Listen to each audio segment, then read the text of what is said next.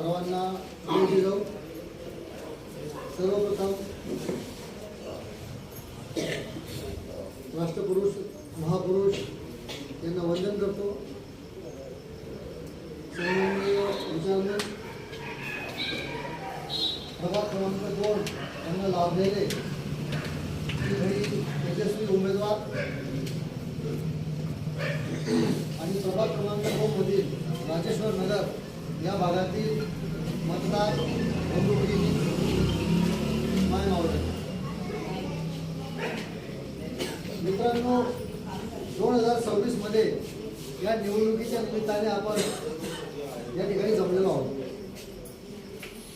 याच्या पूर्वी 2018 मध्ये जी निवडणूक झाली 7 वर्षापूर्वी,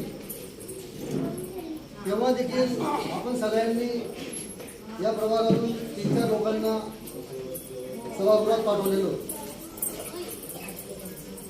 त्याच्यापैकी काही नगरसेवक तर असे होते जे एकदा निवडून गेले, परंतु पुन्हा 5 वर्षांनी आपल्याला भेटायला सुद्धा आलेले नाही, असे देखील नगरसेवक। जर 2018 ची निवडणूक आपण आठवली तर आपल्या लक्षात येईल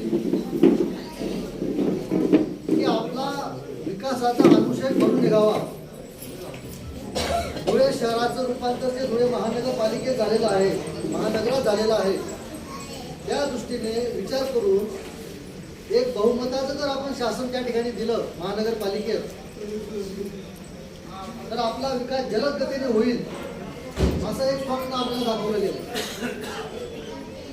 आणि त्या स्वप्नाला बळी पडून आपण एकाच पक्षाचे धडाधड 51 नगरसेवक निवडून,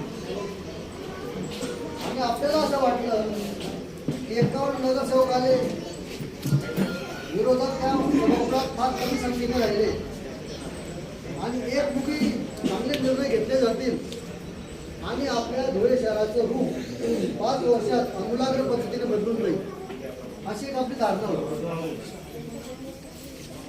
जर आपण इथून फक्त 150 किलोमीटर नाशिकला गेलो तर नाशिक शहराकडे पाहताना आपल्याला एक गोष्ट लक्षात येते की संपूर्ण नाशिक शहर